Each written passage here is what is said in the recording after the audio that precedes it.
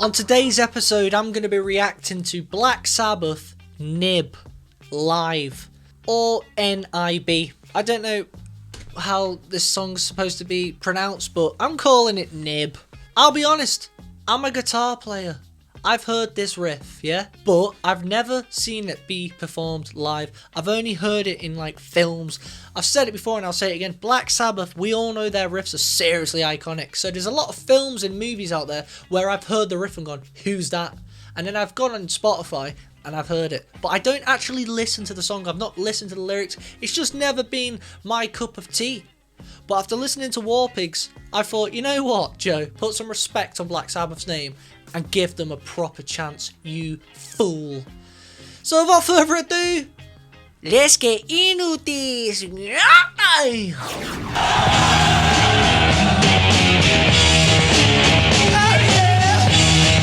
That voice instantly.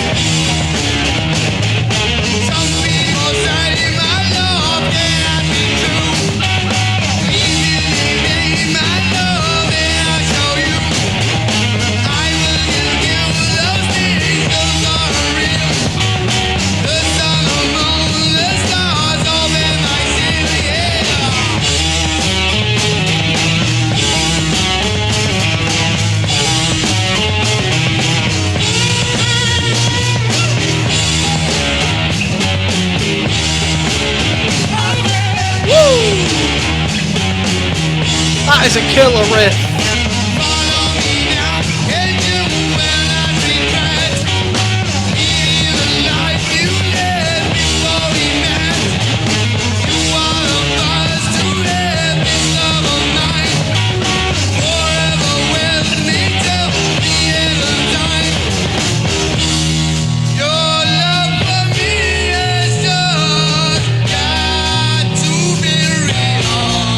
That's cool.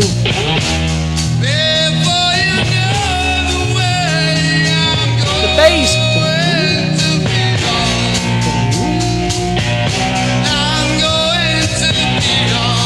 Uh-oh.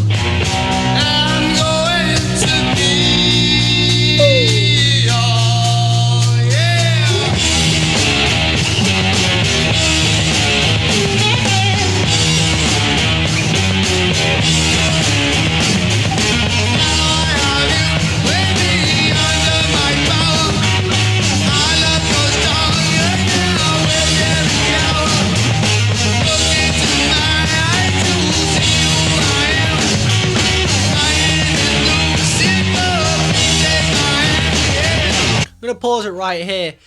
I think this song's about selling your soul, because I'm listening to the lyrics and he just said, look into my eyes and you'll see who I am. My name is Lucifer, please take my hand. And then he keeps saying these things like, you will be mine, and etc. And you got to think, this was back in like 1970. People must have been like, what's he talking about? I'm used to lollipop, lollipop, oh, lolly, lolly, lolly, lollipop. You know what I mean? Now we're getting told that Lucifer's gonna take our hand. What? People must have been like, okay, those lyrics are mad, bro. But I can get with it because the riff and it's rock and roll, and it's rock and roll, and all we've been getting is sausage roll. You know what I mean? Someone change it up. Who better than Black Sabbath?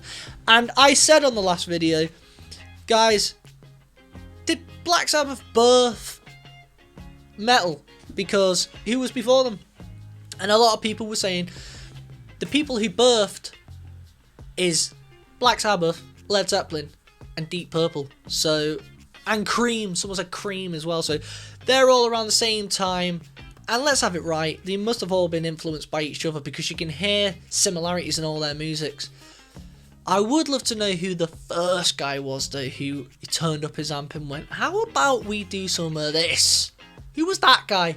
Who was the OG metalhead? That's who I want to know. One other thing I've picked up on as well, and I've realised this from self-experience, I'm in a band called Raygo Bloom, and I've been in a few bands over my life. I went to music college and stuff, and whenever I was at music college, we used to get put into a class and you would be given, there would be 5 years, and there would be a drummer, a bass player, a guitar player, and a singer, and maybe another guitar player, and you would all have to perform 3 songs. You'll all have to play a song with each other and then perform it live at the show at the end of the year. But basically, the drummers in this college always used to be little bumperclats, scared to do anything. I used to think, if I was on the drums right now and I learnt drums, I would be giving it the beans. I'll be doing fills. Oh, but everyone seemed to just be sticking it to the man. Stick it to the man disease they had. They were just going... And I used to think, if I was in your position right now and I could play the drums, I would just be going Philip on everything. You know what I mean? But this is what I like about Bill Ward. He ain't messing around. When he can play a fill, he will. If I can play a fill, I will. You know what I mean? He doesn't keep it basic, and he steals the show, I'll be honest. Bill Ward steals the show every time for me, because he is non-stop. He will bring it down in the bridge, and then he will explode it back up, and then he'll create a crescendo towards the end, and his hi-hat works. He comes up with iconic beats. He's underrated. Bill Ward is underrated. That's one thing I know.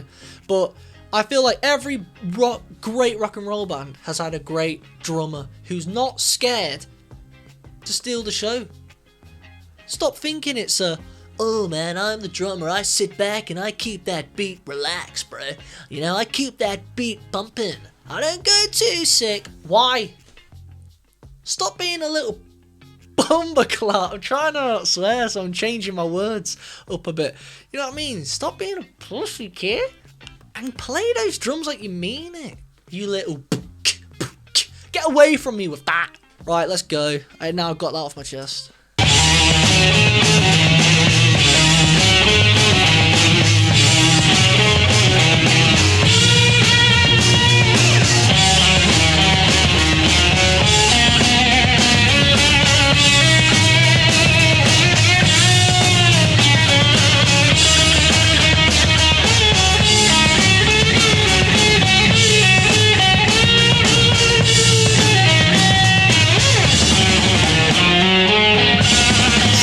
Massive.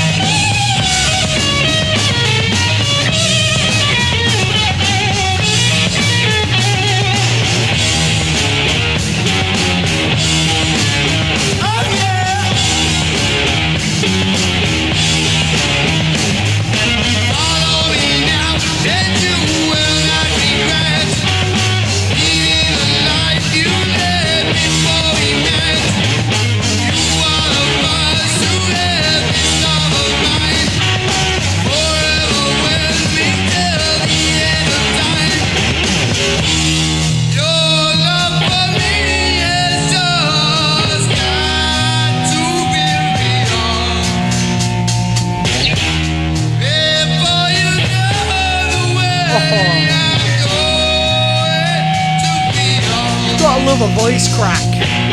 I'm going to be all. I'm going to be. That hi-hat.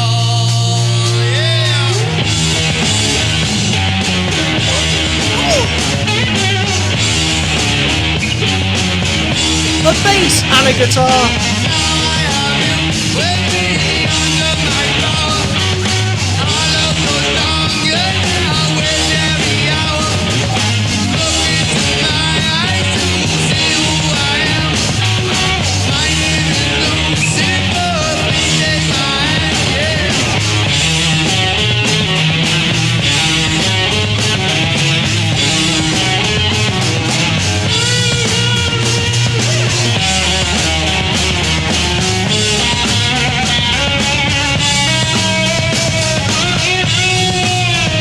After riff. Okay.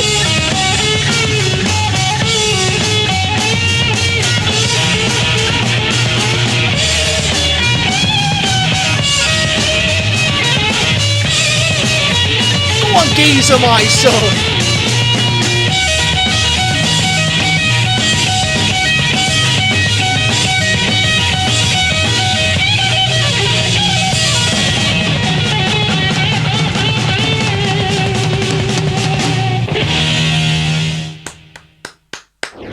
that was sick.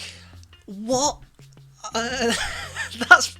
I feel like it's kind of annoying that there's just no one really doing that anymore. Like, I should have been born in the 40s, I think, and been in my 20s in the 60s. And then when I was entering the 70s, I'm in my 30s, I'm still young and kicking. You know what I mean? Because what have we got today? Like, watching these videos really makes me think today's music is just It really is. Everyone was in their element then, and I think everyone's forgetting Black Sabbath it's only 4 people, and it sounds huge, and that's down to everyone picking and choosing the right notes, tones. 3-piece bands often sound quite small when it turns into shows. They sound good in clubs, but when it comes to a show, they start hiring keyboard players, secondary guitar players, backing singers. And don't get it twisted, I'm all about that life. I love that life. In fact, it's probably my favourite, like Fleetwood Mac and etc. But, I mean, that's another story.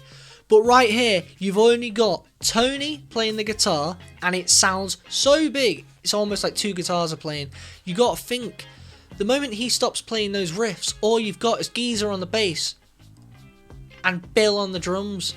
And I tell you this much, if Bill was playing typical drums that sounded this would sound a whole lot smaller, thinner, and nowhere near as big.